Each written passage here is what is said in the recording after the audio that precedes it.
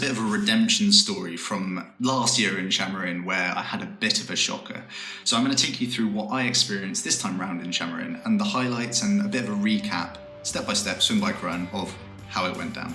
So I already felt so much better than this time last year. I wasn't sweating profusely. The lead-in had been epic, like so much better. I managed to stay in the X-Bionic, which you saw in the last video, and it was just 10 times better than having to basically stay outside of it, because you had all of the facilities on hand. You could literally walk out of your door to the pool within 2-3 minutes, which is just an absolute blessing. Not only that, I got to spend the whole week chatting to fellow athletes and just really getting to know them a lot better. Having that excitement and the enjoyment of being in and amongst it.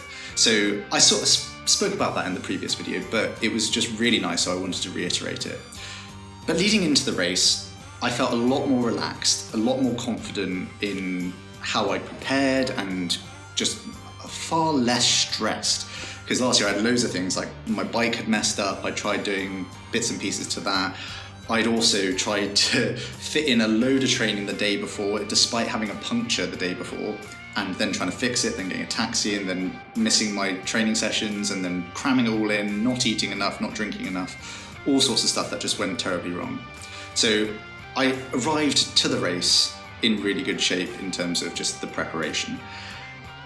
Got to the start line and I wasn't sure if it was going to be like 1 by 1 like it was last year, or a little bit of a mass start, so positioned myself like relatively close to the front amongst like some of the top runners, so knew I was in here or thereabouts the right place, even if it wasn't gonna, or was gonna be a 1 by 1 scenario, which it was. So we just got called up, really nice. Mike the commentator called out my name and said I was from Guernsey and this, that and the other, and yeah, it's just a nice buzz about it and had a really good championship sort of feel.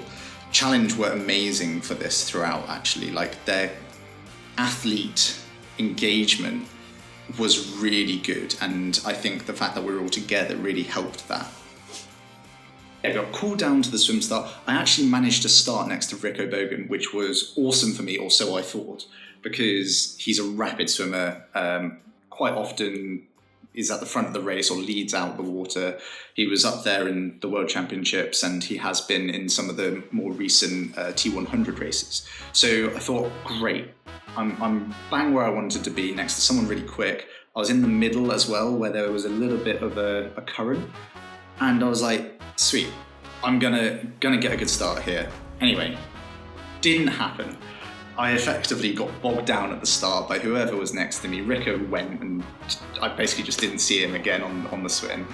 And yeah, just got really bogged down with the people either side of me. Don't know how it happened. I obviously just didn't get the start that I wanted to get. And basically from then on, it was just a bit of a mosh. Like, I got pinballed between people for the entire swim. I tried to get a little bit of space, and it was only on the way back into transition. So we had like a really long, about, I don't know, 1,400 meter swim out, maybe 1,300 swim out, and then the 600 meters back in to transition. So it was just one out and back, which meant that the field didn't split up at all. It was really compact, condensed, and just swimming on top of each other essentially. I don't think it was that quick because it was so shallow as well, and narrow swimming up the canal. So we were just sort of on top of each other, especially where I was. I think further in front, it was a little bit more strung out, but I didn't get that luxury. So there was a group of 17 of us that came out of the water together, and that's pretty rare and not really to my race plan, because I needed to break up a little bit so that the better runners aren't within the group. As it happened, there was a ton of good swim bikers and runners, good triathletes essentially, that came out of the water at the same time. And there wasn't much I could do about that. I think it was a bit of a case of, my race plan was just to try and make the front at some point in the race.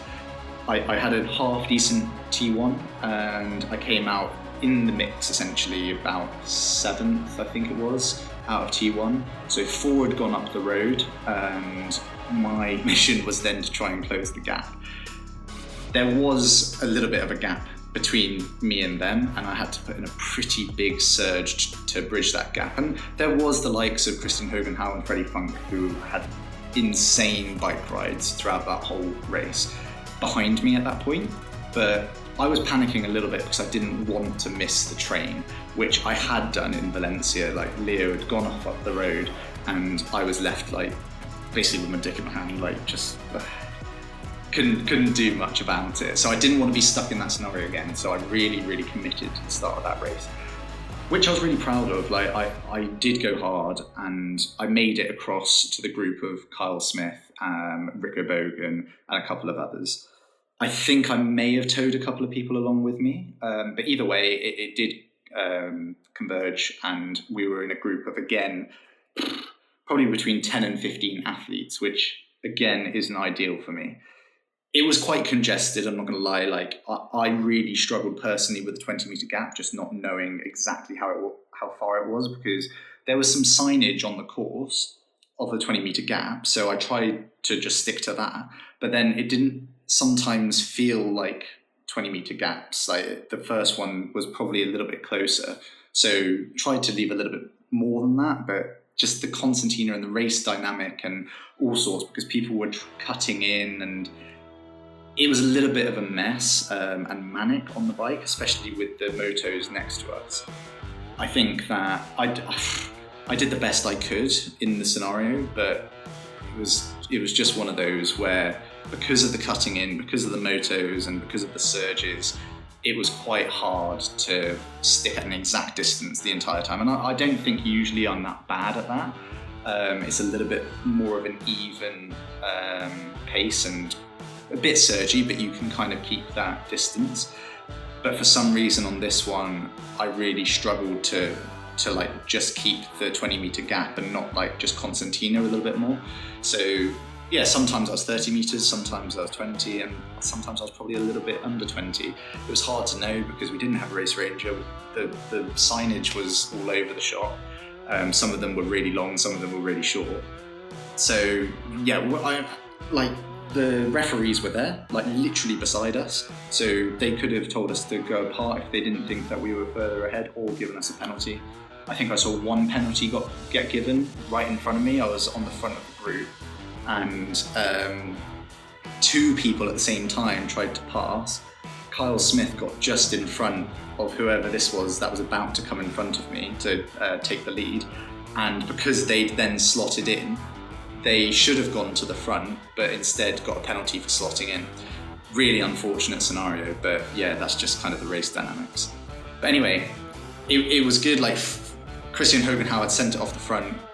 Unbelievable strength on the bike, but for one reason or another, or fortunate for us, should I say, Freddie Funk got to the front and just ploughed him down all the way into the far end of the dead turn.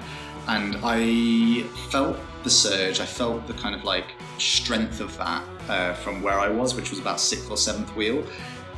And I saw it get strung out quite a lot. So the gaps went above 20 meters, in my opinion. Like they were quite a bit more than 20 meters. So at that point, I decided to try and make my way to behind Fred so that I didn't miss the move to get to Christian.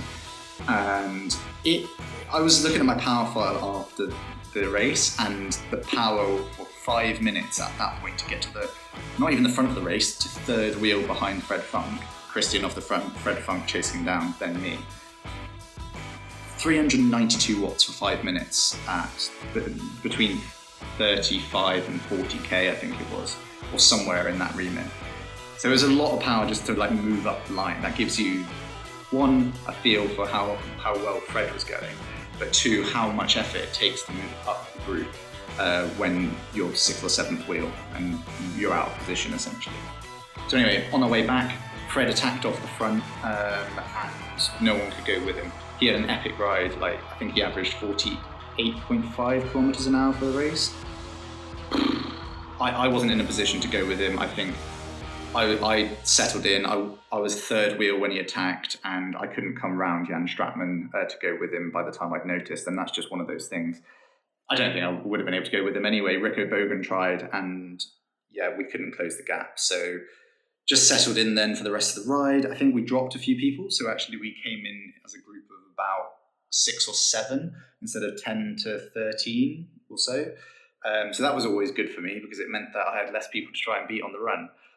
Which I was terrible at once more. The surfaces just do not suit me in the slightest. I lose a lot of energy from my floppy ankles. So instead of forward momentum, I essentially just disperse that energy into the ground and don't go forward at all. It's kind of like all lateral movement rather than forward. And it's one of those where I could work on it and do a little bit more kind of cross-country running and get good off-road. But to be honest, the fact that we very rarely go on the off-road means that maybe I just need to be a little bit more selective with the races that I do. So yeah, it didn't suit me, but I actually ran okay for me. I think that was just my ability on the day. Gave it my all. It was really hot for me as well. Like those conditions never really suit me. If you've been following along with any of these races that I've done, I tend to melt a bit in the heat. Yes, I could do a little bit more heat adaptation, but I didn't. And I tend to get a little bit better throughout the season because in Britain, when it gets a little bit warmer, I get a little bit more adapted, and then go to some of these hotter races in Europe and perform a little bit better. But it's still early season, and that's not the case yet. So I've got to kind of muck in and do what I can with what I've got at this present moment in time, which eventually equated to 10. So a top 10 in a championship race. I was really, really happy with that, but also left a little bit like obviously wanting more. I want to be top 5. I want to be getting podiums. I want to be getting more points or whatever it is. But yeah, I was really happy with it, but also crave more, obviously. Like, who doesn't? If you're professional, you're not craving more, then you're probably doing something wrong. But yeah, it was a good race for me. I think that there was definitely lessons learned and stuff to take forward for next time, which is going to be really soon because I'm racing Kraichgau this weekend. So get to put those to the test pretty quickly. What I'll take forward from it is that I did commit to the start of the race. I bridged across to the front. I had the facilities to do that. I rode quite well. I did get some cramp again, so I need to sort that out, whether it's from travel or dehydration or nutrition or whatever it is, or just like, load in the race. I just need to be wary of that. And then, yeah, I think just take it forward and do my best in this one, learn again, and hopefully the rest of the season has a lot of good things in store. Let me know what you think about the cramp and stuff in the comments below. I think that any advice at this present moment in time is needed and wanted. But yeah, I think overall, really happy with the result. Managed to hold people off on the run as well. From coming from behind, I had a little bit of extra time by coming in that front group minus Fred against some of the other runners. Peter Himmerich and Tom Bish had to pull out either because of illness or injury or overworking or whatever it was. I don't know, but because they pulled out, managed to get top 10, didn't have to outrun too many people coming from behind. And yeah, I think a lot of the Brits had really good races as well. Really, really good races. So Tom Davis had a really good race, Joe Skipper and Will Draper had really good races. So actually a good showing from the Brits. And Jack Hutchins actually. I think all in the top 15 or so. So yeah, really good showing. Looking forward to this one and the rest of the season. Hit that like and subscribe if you got any value or entertainment or just want to follow the journey.